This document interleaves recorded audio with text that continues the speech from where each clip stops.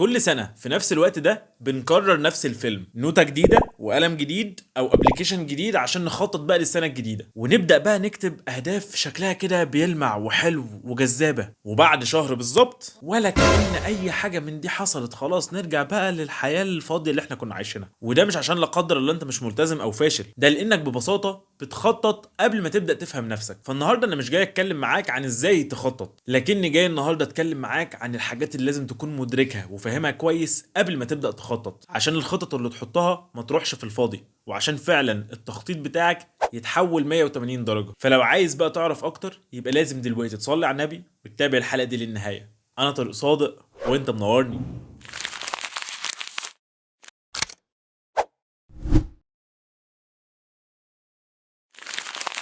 السلام عليكم ورحمة الله وبركاته، أهلا بكم في فيديو جديد. معاكم طارق صادق. بفكركم إن احنا في القناة بنقدم لك محتوى مفيد بشكل بسيط وخالي من كل الكلاكيع، فما تبخلش عليا باللايك الحلو بتاعك وكمان السبسكرايب. ويلا بينا يا صديقي، تعالى كده ندردش ونشوف ايه الحاجات المهمة جدا تبدأ تركز عليها في نفسك وفي حياتك قبل ما تبدأ تخطط.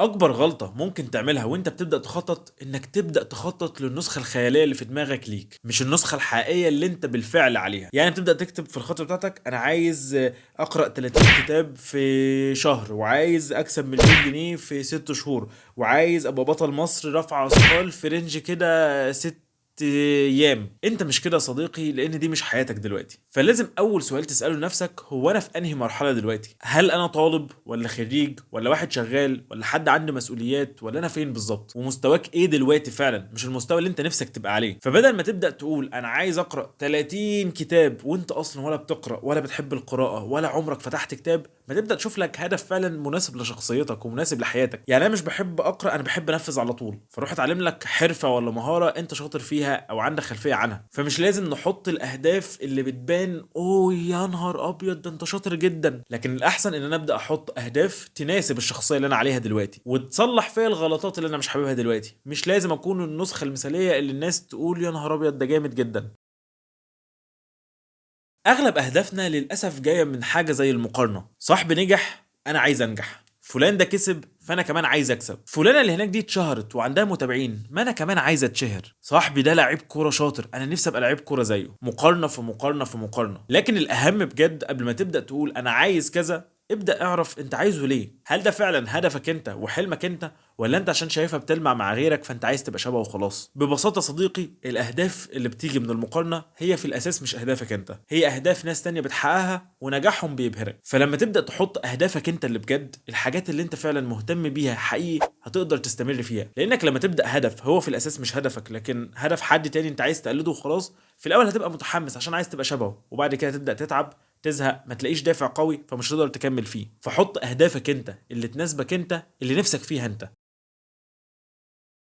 في فرق كبير ما بين واحد فاضي وعنده وقت وواحد تاني مشغول وعنده اشغال كتير ومش فاضي لنفسه، والاتنين بيحطوا خطط. فاسأل نفسك انت مين فيهم؟ هل انت الشخص اللي عنده وقت فيلا نستغل الوقت ده، ولا انت الشخص اصلا المضغوط فمحتاج الخطة بتاعتك ترتب الفوضى اللي عندك دي؟ ما هو ايوه يا صديقي، الخطط دي مش لازم تغير حاجة في حياتك، ممكن بس ترتبها. يعني في حالة صاحبنا الفاضي ده محتاج يبدأ يحط اهداف تملى حياته، تخليه انسان انجح، يدخل انشطة جديدة في حياته، يغير الحاجة الفاضية اللي عنده دي. اما التاني المضغوط، انت مش محتاج تحط اهداف جديده، مش محتاج تغير اي حاجه، انت محتاج بس تقعد مع نفسك وتحط خطه للحاجات اللي انت بتعملها دي، هل كلها مهمه ولا نشيل منها حاجات، ولو كلهم مهمين تعال ننظمهم بدل ما انت ضاغط على نفسك. فمش لازم الخطط تضيف حاجات جديده، لكن ممكن ترتب حاجات موجوده بالفعل، وده اللي بدوره صديقي قادر يحافظ على الطاقه بتاعتك. لان للاسف بيجي صاحبنا اللي عنده اشغال كتير ومش فاضي وحياته معقده، وهو طالب مثلا في كليه صعبه وعنده مهام كتير وعنده مسؤوليات كتير، ويبدا يحط اهداف زياده على الاهداف اللي عنده، فيبدا ما يبقاش عنده طاقه، يبقى ماشي كده بيستلف الطاقه بتاعته من الناس، مستني ان حد يدعمه بكلمه،